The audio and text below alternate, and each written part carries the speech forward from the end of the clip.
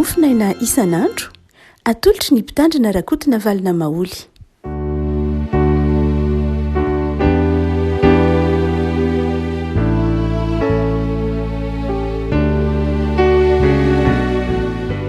Falmiarahaba antsika revako malala tratrity alarobia fafitony volana May ity ny mofinaina voalahatra ao antsika dia ny fialan-tsaramasina raka ny Luka toko fahefatra ny andiny voalohany ka hatramin'ny fahatelo ambin'ny folo fakitsika amin'ny anaran'i Jesosy.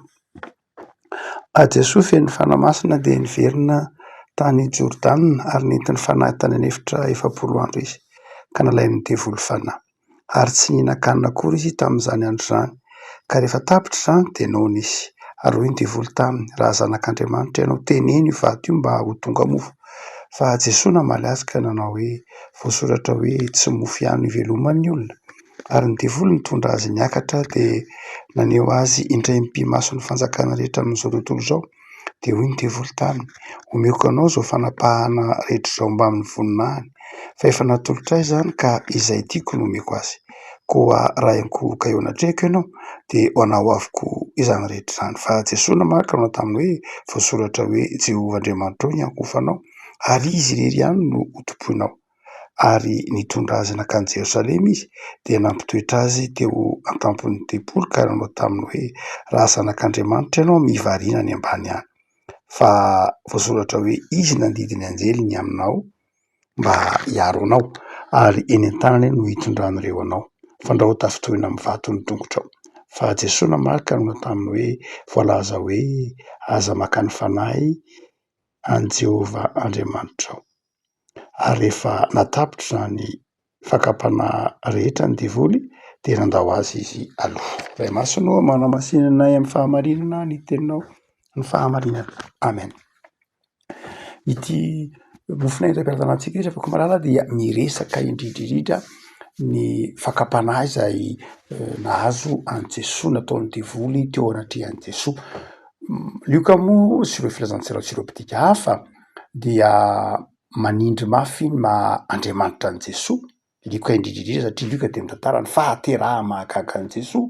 Jesosy teraka tao an-tranon'omby, Jesosy izay teraka tamin'ny alalan'ny fanahy masina dia asehon'ny Luka izay maha Andriamanitra an'i Jesosy zay. Saingy Luka koa nefa dia manindry mafy ny maha olombelona an'i Jesosy koa. Ary ny fakapanahy tahaka izao dia ilazana fa olombelona Jesosy nandalo fakapanahy tahaka ny olombelona rehetra. Mazava zany ny maha olombelona an'i Jesosy fa mazava koa ny maha Andriamanitra azy. Olombelona izy nalaim-panahy, Andriamanitra izy tsy resy ny fakapanahy mihitsy.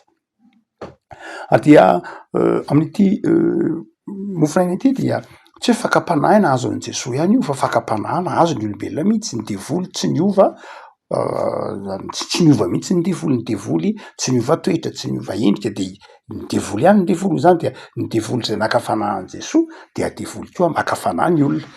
Dia io fakapanahy an'i Jesosy zany tsy hoe fakapanahy ny Jesosy ihany fa fakapanahy izay mety mahazo antsika, mety mahazo ny olombelona rehetra io fakapanahy io.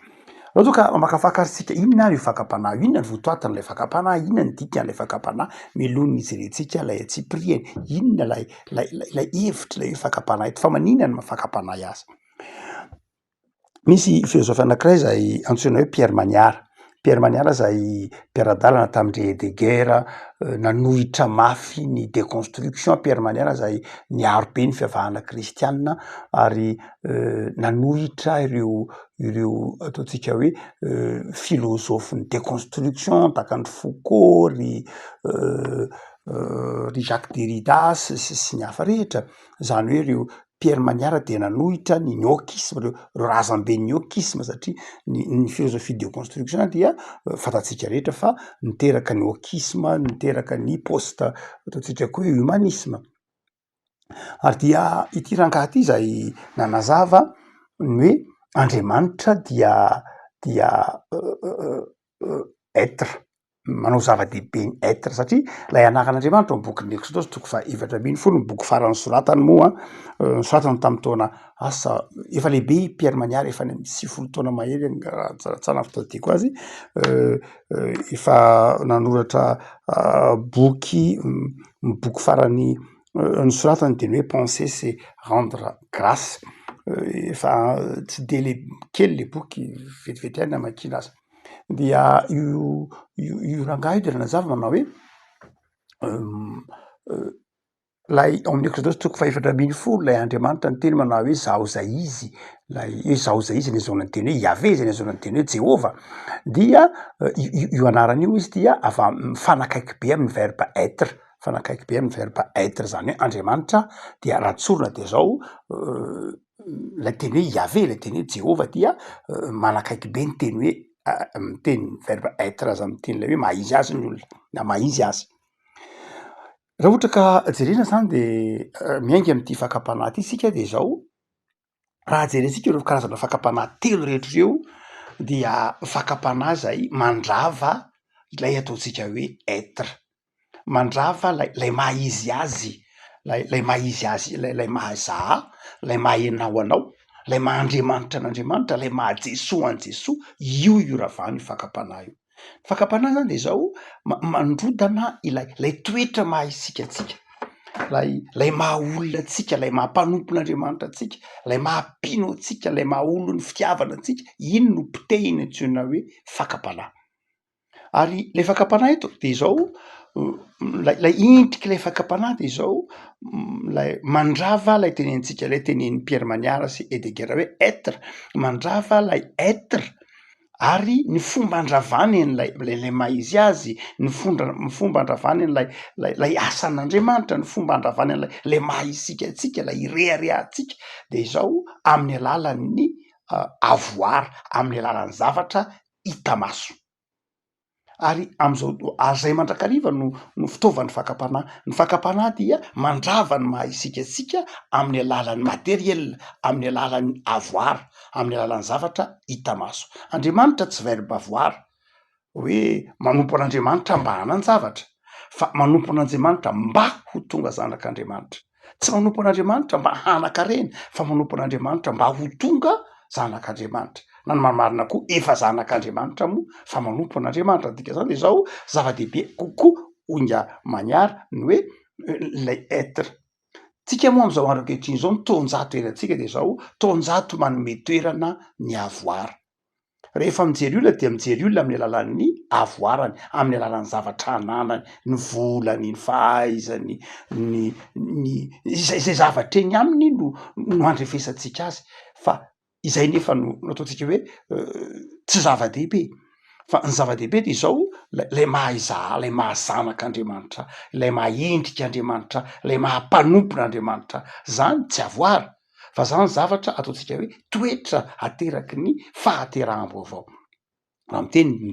Jesoa miteny hoe tonga olom-baovao zay ateraky ny rano sy ny fanahy tonga olom-baovao de zao lay maha-isikatsika zany tena manjary olom-baovao dia amin'ity ataontsika hoe mofinaina eto am-piaratanantsika ity zany de zao ny fakapanahy zay ataon'lay ratsy de zao mandrava ilay être lay maha-isikatsika ny fakapanahy zany de zao ampahafantariny liovatsika fa zao ataon'ny devoly eo anoloantsika eo ny zavatra hita maso isan-karazany ny rendrarendra ny avoara mba hahatonga atsika horava lay zavatra ireharehantsika lay mampiavaka atsika lay toetra maha-isikatsika ohatra tsika ka mijery le fakapanahy anankitelo nahazo an'i Jesoa reo zay nataon'ny devoly teo anoloany dia ohatra hoe teneno ho tonga vato teneno ho tonga mofo io vato io inona lay hoe être na inona lay maha-izy azy an'i Jesoa raha van'zany mazava ho azy Jesoa tonga de ty ambony tany tsy hanao zay mahafinaritra azy Jesoa tonga de ty ambony tany tsy hampiasa fahefana ho an'ny tenany fa le fakapanahy de zao manao hoe raha zanak'Andriamanitra ianao zany hoe zay le être raha zanak'Andriamanitra ianao efa de zao teneno tonga mofo io vato io zany hoe ianao naona Jesoa efapolo andro ianao tsy nihinan-kanina na vizaka ianao miafy ianao ampiasao le fahefanao ianao nge manana fahefana ampiasa ny fahefanao de lasa manan-javatra ianao ampiasao le fahefana de lasa tsy noana ianao ampiasao le fahefana de lasa tsy vizaka intsony ianao aza miafy ohatran'io aza miaritra ohatran'io zay lay avoara raha vao le mahazanak'Andriamanitra anao dia lasa manan-javatra ianao satria fantatsika tsara fa ny antodian'i Jesosy ety ambonin'ny tany ange tsy hoe hitsangatsangana na anao zay mahafinaritra azy ary tsy hampiasa ny fahefana mahazanak'Andriamanitra azy mihitsy Jesosy ho an'ny tenany fa nampiasa ny fahefana mahazanak'Andriamanitra azy mba amonjena ny olona, anasitranana ny boka, anadiovana ny boka, ampahiratana ny jamba, atao mampalady ny marenina sy ny sisa. Zay no raha nampiasa fahefana Jesosy dia tsy fahefana ho an'ny tenany fa fahefana mba amonjena ny olona. Fa eto le fakapanahy de izao fitaomana an' Jesosy hampiasa n'ilay fahefana ho an'ny tenany. Am'izay fotoan'izay tena lasa raha nanaiky an'io zany Jesosy sanatria de naninona rava mihitsy lay mahazanak'Andriamanitra azy, rava lay antodiany ety ambonin'ny tany satria tsy hoe satria nanaraka ny tenin'ny devoly loatra fa satria lasa lay antodiany ety ho famonjena ny olona, hamonjy ny olona fa tsy hoe hikarakara ny tenany tany an-danitra izy efa nama zay na izy azy na ana fahafenony ka tsy hoe hiala amin'ny Mahandriamanitra azy, hiala amin'ny mission zay nanondrahana azy am'izay resaka vato tonga mofo fa ny hevitry le izy de zao manao hoe ampiasao io fahefana io. Ary tsika ray mety ho tratran'izany mihitsy hoe manararaota zay ndray mantsy ny dikan'io hoe manararaota eo aminao zao ny fahefana, eo aminao zao ianao manao an'ity, ianao ve de anaiky-honoana fotsiny, ianao manapa-kevitra de karakarao ny tenanao, ianao manapa-kevitra de mba atao zay mampety ny tenanao, ianao manana zay io fakapanahy io fakapanahy hoe aza manaiky mandefitra zany, ianao ve de anaiky honoana, ianao ve de anaiky vizaka, ianao ve de anaiky tsianana, zara azy ianao eo sy ny sisa rehetra. Zany io fakapanahy io izay mandrava ilay maha isika antsika, mandrava être hotsika teo, mandrava lay maha-pinoa, mandrava lay fototra ejoroko. Zay fakapanahy voalohany io. Fakapanahy voalohany zany de fakapanahy zay mampirisika atsika hampiasa ny fahefana na hampiasa ny maha isika atsika amin'ny fitiavan-tenatsika na amin'ny lafiny azahoantsika tombony na materiel. Fa le fakapanahy faharoa de zao ndray hoy Satana manao hoe omeko anao zao rehetra zao re miankohoka eto anadreko ianao de inona io? Fakapanahy ny fahefana, fakapanahy ny fahefana, fakapanahy ny fahefana io. Zany hoe raha ohatra ka jerena marina loatra fa fakapanahy io saingy raha mamaky ny baiboly tsika de tsy marina angeny hoe an'ny devoly zao rehetra hoe aiza ao anatin'ny baiboly misy hoe nomen'Andriamanitra ny devoly ny tany sy zay rehetra eo aminy fa mandainga ny devoly. Raha miteny ny devoly eto manao hoe jereo fa omeko anao zao fanapahana rehetra ao fa efa nomena azy zany, efa natolotra azy zany, tsy marina zany. Tsy Andriamanitra namboatra ny tany sy rehetra eo aminy, tsy nanome fahefana ny devoly mihitsy izy hanana ho am'izao rehetra zao fa mandainga izy, mandainga ny devoly fa eto de zao mandainga izy mba hakana fanahy ny olona ho tia fahefana. Ary dia io le resahantsika teo hoe lasa fitiavana fahefana. Amin'ny fotoana io zany Jesosy de zao raha niankohoka teo sanatria ny vava de tsy hisy mihitsy moa zany de zao toy ny hoe tsy manana fahefana izy fa le raha tsy manana fahefana. Ary dia zay le hoe rava le être ndraindray tsika ny fakapanahy mahazo antsika io dia fakapanahy zay mandrava lay maha isika atsika. Tian'ny devoly ny fakapanahy mahazo antsika de fakapanahy ny fitiavana fahefana, fakapanahy ny hoe fitiavana zao rehetra zao koa, fitiavana ny rendrarendra, hanadonoana lay maha isika atsika. Ary betsaka mpino, betsaka ny olombelona ndraindray manadino le maha izy azy ka miankohoka eo anatrehan'ny voninahitra, miankohoka eo anatrehan'ny harena, miankohoka eo anatrehan'ny materiel dia lasa rava lay sata mahazanak'Andriamanitra, lava lay dignité mihitsy ary lasa lay maha olona lasa potika eo anatrehan'lay fahefana lay materiel. Itsika manao hoe ifakapanahy de zao fakapanahy mety mahazo antsika foana, fakapanahy mandrava ny maha isika atsika eo anatrehan'ny voninahitra, eo anatrehan'ny materiel zay zavatra mandalo ihany. Fa ny fahatelo am'lay fakapanahy de zao io lay niteneniny nentin'ny devoly niakatra teny amin'ny tampon'ny tempolo Jesosy dia izy manao hoe mianjera any ambany any fa hisy anjely hitaty anao. ahoana mono tsy ahoana moa raha ny anjery Jesosy ve de tsisy anjery hitady koa? Misy anjely mitady tokoa mazava ho azy. Andriamanitra izy, misy mitady izy. Fa izao naninony Jesosy tsy nanaiky? Naninony Jesosy tsy nanaiky hivarina any ambany any totatazan'ny anjely? Inona ny dikan'izany? Fakapanahy inona zany? Tsika mety hoe tsisy dikany, eny tokoa tsisy dikany, tsisy dikany amin'ny lafiny hoe inona moa ny tombontsoa ho azon'i Jesosy raha miakatra eny amin'ny tampon'ny tempolo izy de mikidia ery ambany ery dia iny anjely Gabriel mandeha mihazakazaka mitady azy. Inona moa ny dikan'izany? Tsy sens, tsisy heviny. Fa inona le fakapanahy? Le fakapanahy de zao fakapanahin'ny fitadiavana bravo. Zany hoe raha ohatra Jesosy ka nanaiky ny anjely atao sanatria de iny zany ny anjely nitady azy de inona no entin'izay?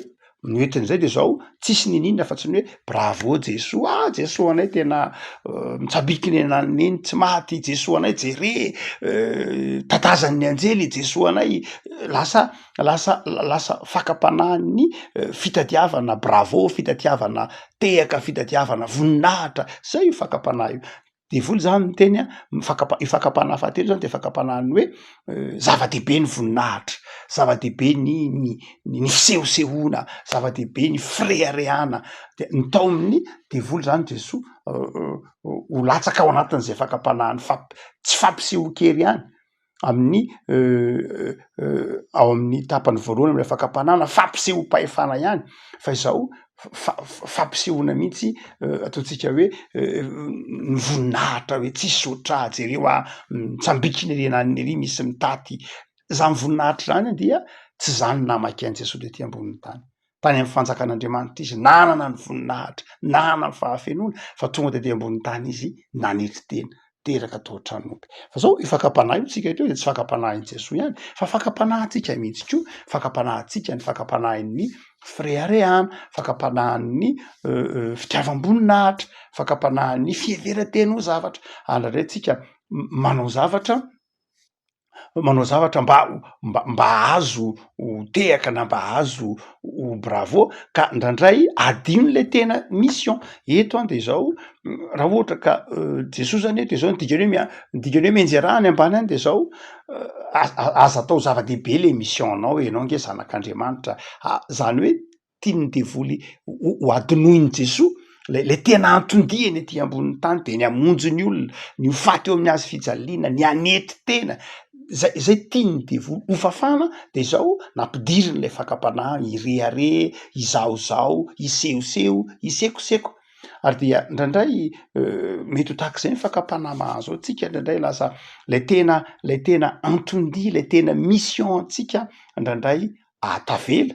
Fa lay indriky ivelany lay ino no lasa miseho ety no aseho. Revako malala mila mitandrina zany sika amin'itony karazana fakapanahy tony, mila mitandrina fa ny fakapanahy de zao mandrava lay maha isika tsika ary manjary very lay dignité, lay maha olombelona very tsy iny ihany hoe zao lay sata maha kristianina mihitsy lasa very pitehiny lay ratsy iny ary tsotra be ny fomba nampitahana azy rehefa reraka isika, rehefa ao anatin'ny ady sarotra isika, rehefa misy zavatra mahaporotra atsika, rehefa misy zavatra manery atsika de ndray mandomba ravarana ao amin'ny fotsika lay ratsy de zao mitona atsika hirehare, mitona atsika hitoky amin'ny herin'ny tenantsika, mitona atsika hampiasa ny fanomezam-pahasoavana ny menantsika tsy ho amin'izay ahasoa ny hafa na ahasoa ny asan'Andriamanitra fa mampiasa ny fanomezam-pahasoavana ny menantsika amin'ny zavatra tsy tokony hampiasana azy, amin'ny fitiavan-tena, ary mampiasa ny fanomezam-pahasoavana zay nomen'Andriamanitra antsika tsy araky ny sitrapon'Andriamanitra fa araky ny tadiavantsika voninahitra, araky ny tadiavantsika zavatra tsy mahasoa isan-karazany. De ny tompo revako malala momba antsika mba handresy itsika. Ny asehon'ny Luka eto izao ny devoly dia mahay soratra masina. Mahay soratra masina mazava ho azy io. Fa ny fitaovana omen'Andriamanitra antsika entina miady amin'ny fakapanahy de zao tsy ny herin-tsaina fa ny soratra masina, ny tenin'Andriamanitra. Reo no fitaovana zay eo am-pelatanantsika anoherantsika ny fakapanahy. De ho mpandresy ny fakapanahy hatrany ane isika le havako na inona afetseny le ratsy de zao mahatoky ny herin'ny fahasoavan'ny tompo, miankina amin'ny tompo, miaina ny tenin'Andriamanitra dia mandresy fakapanahy. Vavaky tsika tompo am'soranao zahay fa na dia maheritreritra ara ny fankapanahy mandrava zay mahay zahay anay mampino anay mahazanakao anay ny maholo ny fitiavana anay maholo ny famelan-keloka anay dia tsapanay ny eritreritra n'ilay raha tsy tia handrava izany toe-panahy tsara nomena ho anay izany dia miarovana tompo ho mpandresy mandrakariva miarovana mba hatsiaro mandrakariva zay fa zanakao Andriamanitra ary aza velanao ampisalasala n'ilay ratsy amin'ny mahazanakao anay ataovy tianay ny manao asa tsara ataovy tianay ny teninao dia ataovy fifaliana ho anay koa ny manompo anao betsaka ireo karazana fakapanahy ataon'ilay ratsy eo anoloanay tompo dia sokafo ny masom-panahinay ahita ny fahatsaranao Andriamanitra ary ataovy mandresy ireny fakapanahy ireny zay eo anay ny fahazavan-tsaina ahafantaranay ny sitraponao dia ny fanahinao masina ampahery anay satria raha tsy feno ny fanahinao masina izay tsy maharesy fakapanahy dia fenoy ny fanahinao masina ny fiainana teny tontolo andronay an'io Jesoa ho tontolo andro ahitana fifaliana ho tontolo andro ahitana fiadanana ho tontolo andro hitoeranay ambany fahasoavanao dia mitahianay tompo tsara aminaran'i Jesosy Kristy mpamonjy amen.